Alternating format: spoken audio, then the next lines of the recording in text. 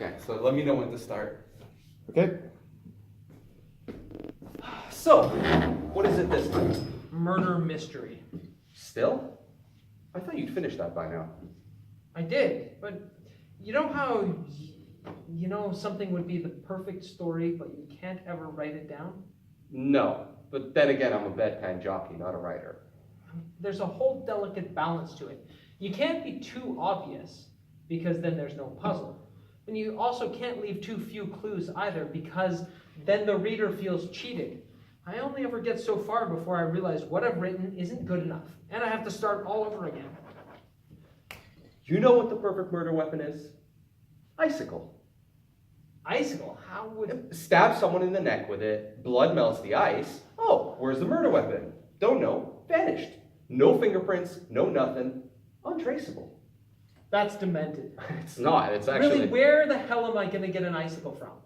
From outside, from nature? This is set in Miami. Well, why did you go and do that? Because I didn't know about the freaking icicle. Oh, that's your own fault, lack of foresight. More's to the point, it's hardly inconspicuous for the murderer to be lugging around an icicle, much less one that's capable of fatally puncturing the jugular. I mean, it would have to be a meter long. You could change the setting. Yellowknife. I bet they have lots of big icicles up there. I bet people walk around carrying giant icicles all the time. No one even bats an eye. Yeah, I'll just change this line here so it reads, a band of coke smugglers, the likes of which Yellowknife had become famous for. Wouldn't be surprised. It's cold all year and dark half of it. You'd better believe everyone's on coke up there. Hey, Powder on the Snow. How's that for a title? I'm telling you, that's a Mulberry winner right there. That's Newberry, and that's American. Here it's the Governor General's Award. Okay, I've got a good one for you. If you could only solve one, which would you choose? World hunger or world peace? What, are you kidding? World hunger. You solve that and you inevitably solve world peace. Here, What? I don't want a muffin. will you just listen? Now, I have muffin and you have muffin. You seem to be better off in the bakery economy than I. True, but you don't really mind because it doesn't directly affect you. Now, you may be aware that I have more muffin on my side of the menu, and you may even think that it's not right, but you know what? At the end of the day, you still have some damn delicious muffin, so you don't complain. And why would I? I have my muffin and circuses. I'm fed, I'm placated. Exactly. Now, what happens when I, with my veritable muffin smorgasbord, think to myself, sure, I have a lot of muffins, but I could always have more, so... You can't do that. Sure I can. I've got all the muffins, who's going to stop me? The question is, what are you going to do about it? Non-negotiables. You can't survive without any muffin. You need to have at least enough to survive. Your life, after all, is all you've got. And if I take that away, well, let's just say there's one more thing that you do have. Now you're paying attention to what's on my side of the menu. You can do just about anything to people. Sell all their personal information to the highest bidder, jail the ones who call out your bullshit, round up and deport millions. You can take away almost any basic freedom. No one bats an eye. But take away their food, their ability to survive. Boom! Guillotine! Armed resistance! You can cage the whole world so long as you feed it. Liberty isn't bread. Only bread is bread. Bread is muffins. And to think, all of this bloodshed could have been avoided if I just toss a morsel your way. I'm telling you, Tris, to people who don't get to eat every day, your coffee, my muffin, banquet. And you don't have to cross the ocean to see that. You don't even have to cross the street. I don't know, man. I feel like I want to run away to Europe sometimes. Did you know people in the city have the most disposable income yet are the least happy out of everyone in the country? Who's the most happy? Newfoundland, I think. Well, that says volumes right there. Yeah, and hell knows I'm not one of the ones with all the muffins. But I'm certainly not happy. And you're right, I know better. I was trained not to even ask for parity. I'd be happy with enough. You know, just pay for school, start my life. Are things, really that bad? They're worse. Look, man, if you need money, I can... How? You don't have any either. You want my muffin? No thanks. I have something in the works. Maybe it will pan out. I don't know. A big bank heist? Something like that.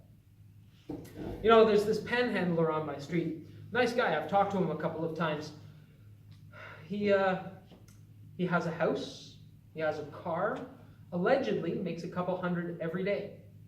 No shit. You serious? Yep. A lucrative profession, panhandling, with a noble tradition. Be your own boss. Work outside. You don't even need a fucking reference. I don't like to think I've been reduced to begging just yet. You might be closer than you think. I see more and more on the streets these days. Costs go up and wages remain. Nobody gets any muffins. Exactly. I'm all depressed now. Let's change the subject. Give me a harder one. Okay, I've got a good one. Suppose you have this friend, bedridden, lives in constant pain every day of his life, and he asks you one day to help him commit suicide. Would you do it? Okay, now we're getting to the good stuff. On the one hand, helping out a friend, and on the other hand, murder. Mercy killing. Well, this might be risky. I mean, if people found out... No one will ever know. Someone else gets blamed for it. An asshole. You're in the clear forever. And to sweeten the pie, your friend offers you a lot of money if you go through with it. Ooh, well that makes it harder. I mean, I could really use the money. Told you it's a good one. I'm never getting caught? And this guy being blamed. Big asshole, right? The biggest. How? How what? Well, how exactly is he an asshole? I mean, if he cheats on his taxes, I'm going to have more qualms about this than if he cheats on his pregnant paraplegic girlfriend. The whole 9 yards of assholery.